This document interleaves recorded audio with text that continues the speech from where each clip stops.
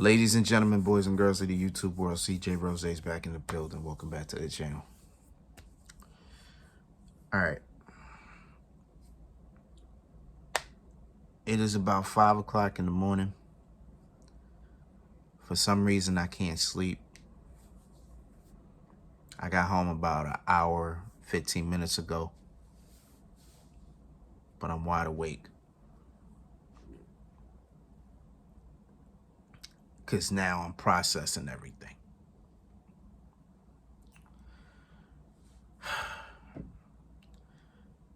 If you've been on this channel for a while, there's a few things I don't talk. There's actually a lot of things I don't talk about. But the one thing I don't talk about, or sometimes, or most times I'm not comfortable with talking about, is death.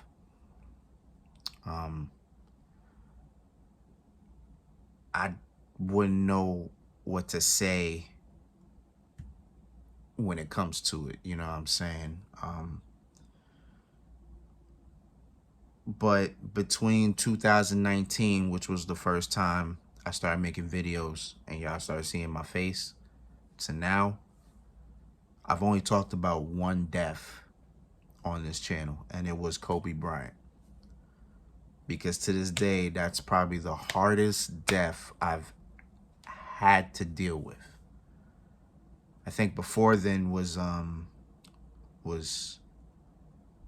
Eddie Guerrero. I took that one hard.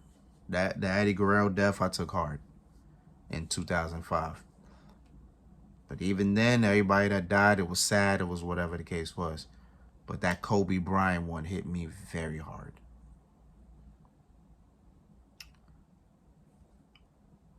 The reason why I'm saying all this is because what I'm about to do is something that I don't even know how I'm going to put into words. But here we go. At about 6:30-ish on Thursday, Triple H went on X and he posted that he got a call and the call was Bray Wyatt has passed away.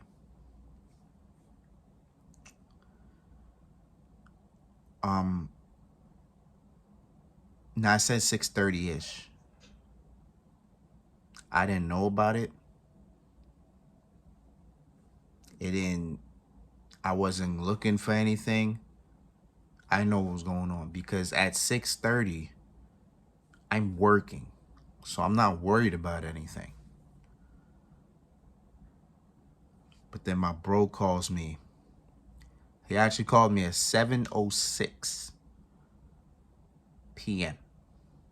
30 minutes after I started. And I'm going to be honest with you. I wish he didn't call me. Because trying to process that information while at work was not the easiest thing to do. On top of that, I don't think he also understood how much of an impact that information was. Now, it's not his fault. I'm not blaming him for doing that. I'm not blaming him for calling me. It was just bad timing. Like, I couldn't give this news the respect it needed when I was told. But now, coming home, nothing to do. Know I'm going to be up for at least an hour or so. I'm on X. I'm just reading these tweets and these comments and just everybody just... And it's just like, wow. This is crazy. This is also a pretty rare occurrence. Because if I'm not mistaken, before this even happened, I believe we had...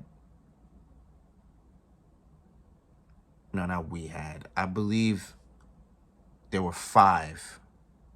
Five? Four. There were 4 deaths that I remember that were like this. No, it is 5. I'm sorry, it is 5. It is 5. And we're starting the first one. You know what's crazy? The first one actually, I remember. And I remember it well. And it's funny because when it happened, I wasn't even watching wrestling at the time. But I remember it well. And it was Owen Hart.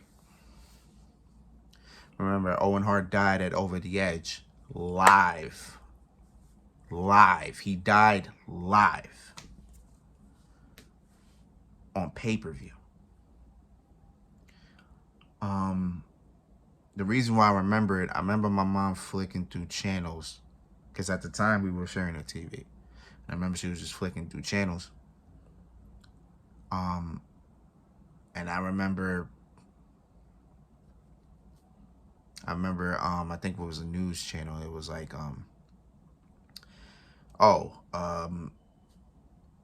Owen Hart passed, or a wrestler passed away, whatever the case was, right?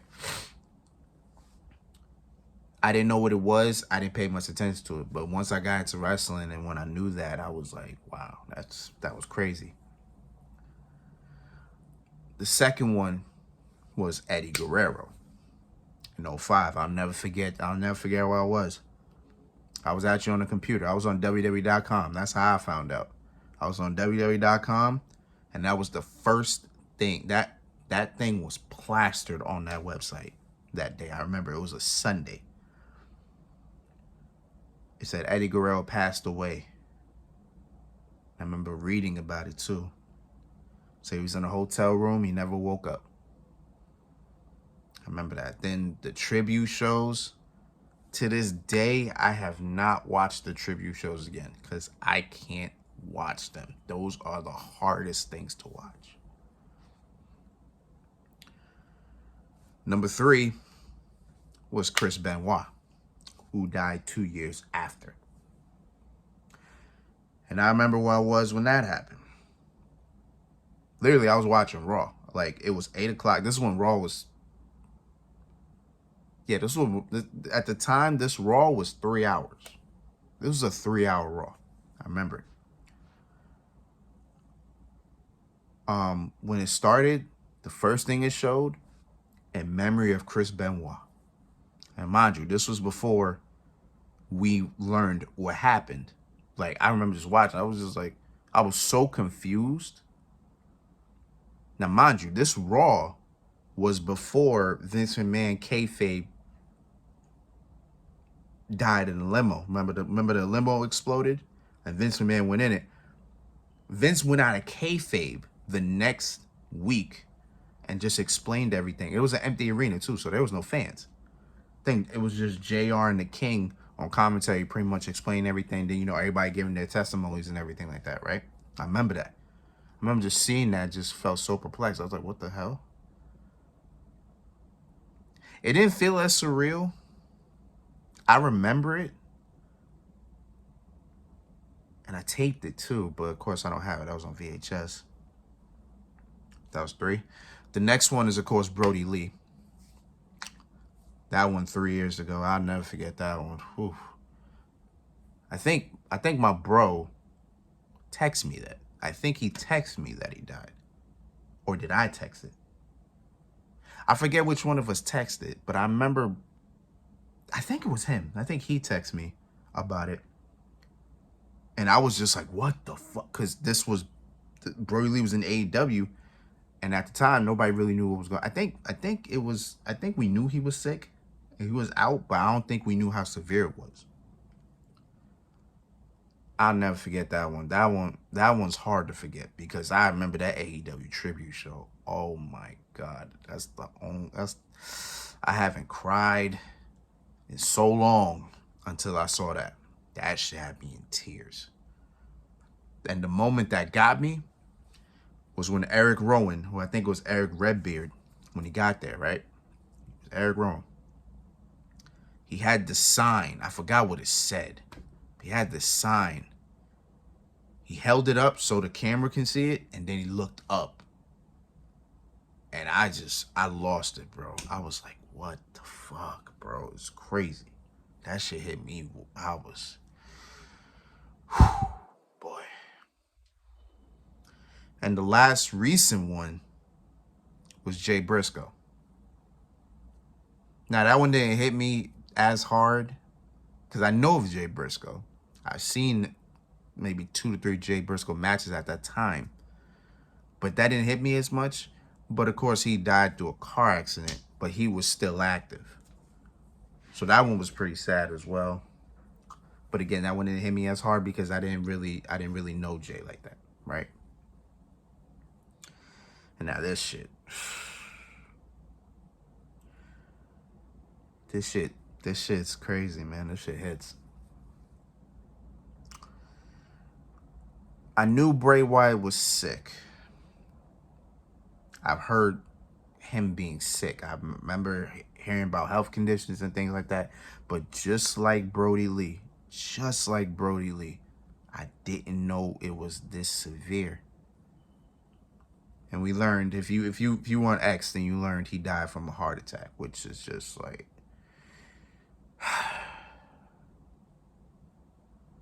heart attacks suck, man. They do. But I guess his heart was trying to survive because I guess Bray Wyatt had multiple COVID cases. And I guess his heart couldn't take it. Which sucks. It's just like, man. I don't even know what, man. You want to talk about creativity? Oh, trust me. Bray Wyatt was the definition of creativity. Man, that Eater of Worlds gimmick, that thing should have been bigger than what it was.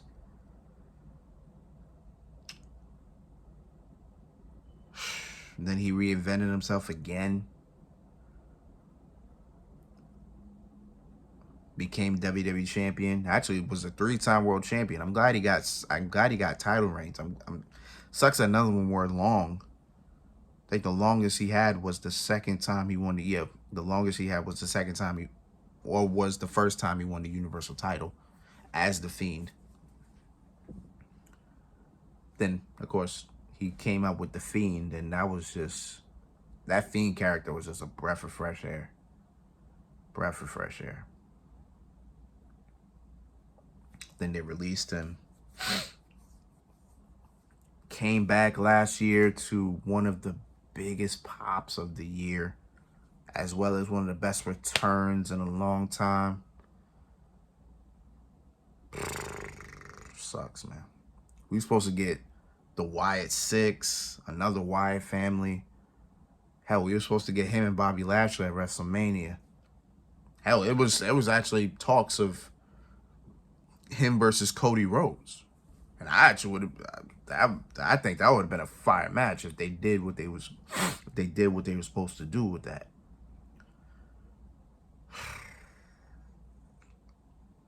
I'm rambling at this point, man.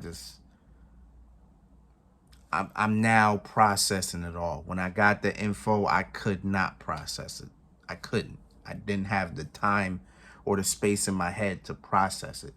Now, I'm processing it all. It's all hitting me now.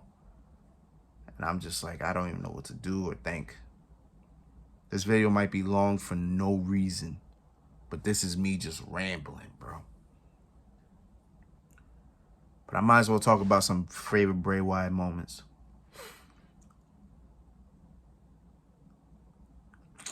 I guess probably a couple Bray Wyatt moments I like. Of course, when he became WWE champion. I think that was a hell of a moment. He got a hell of a pop for it. I'm glad he was able actually be able to become WWE champion. Actually got that moment. Another favorite moment of mine, when it was him and the Wyatt family, him, Harper, and Rowan versus the Shield at Elimination Chamber. I still have that match, bro. I got that match. I remember when iTunes had all the pay-per-views up and you can just buy one specific match. I remember that. I think this was before the WWE Network took over. And then iTunes just started to shut all that down. I remember I bought that match. I still have it. I'm going to watch that. Hell yeah. When I wake up, I'm watching that match. I have to, bro. Another one, and I think I have this one too, was him and Daniel Bryan at Royal Rumble 2014. 2014? Yeah, 2014. That match was... I'm telling you, when Bray Wyatt knew how to work a match, bro. He knew how to work a match. He knew how to be a character. He knew... Damn, Bray Wyatt was so good, man. Like, this sucks, man. This sucks. This sucks. And of course, another moment that I like, and this is probably the most recent, was 3 years ago when he did that Firefly Funhouse match with John Cena. Because a lot of people trust me, a lot of people have broken down John Cena. A lot of people have talked about John Cena in probably the same ways. But nobody has never broken down John Cena the way Bray Wyatt did that night. I'll never forget it. I was home. I was watching it with my bros. I remember that. I remember my bro Adam was just talking about how trash that shit was. Ryan was like, what the hell is this? Me, I'm just trying to process what I saw. But it was still one of the most amazing things I think I've ever seen. I said it was like you watching. I said watching that was like you were on drugs. Like, that's how crazy that match was. But it definitely is a moment. But man, this is... Bray Wyatt's really gone, man. This is crazy. I can't fathom this right now. Like, this is all just being dumped on me, bro.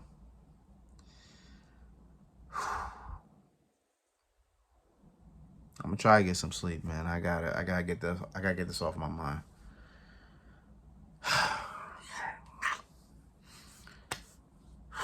Well, until then, it's been Rose, man. Thank you for watching. Thank you for all love, support as always, man. Rest in peace, Bray Wyatt. Rest in peace to one of the greatest minds I think the world has ever seen.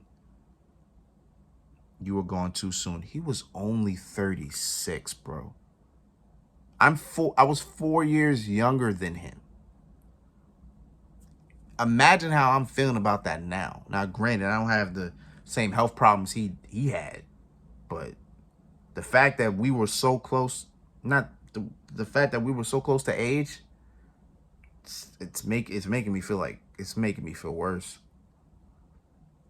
Rest in peace to Bray Wyatt, man.